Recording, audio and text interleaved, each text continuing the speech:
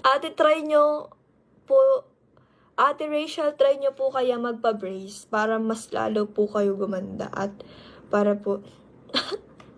Gusto mo dyan, magpa-brace tayo? Kung tutusin, kaya naman natin magpa-brace. Pero, may mas pinapriority pa ako na hindi naman kailangan natin na magpaganda ng paganda, di ba? Darating din po tayo sa time na ganyan, di ba?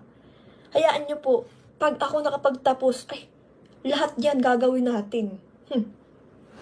Mag-travel? Ano pa ba?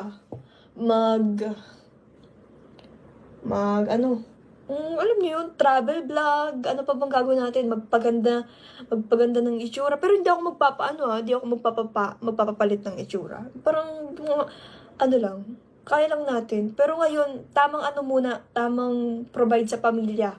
Yan, kasi maganda naman tayo eh, sabi nila. Sabi pa lang nila, okay na sa akin yun. Walang brace. Kasi maganda naman yung ngipin ko kahit walang brace eh. Ang kulang lang dito is maglinis. Laging i-maintain yung kalinisan ng ngipin. Kasi once na nasira ang ngipin mo, ay hindi na maibabalik yan. Kaya, Sabado, mapalinis ako ng ngipin. Sama tayo.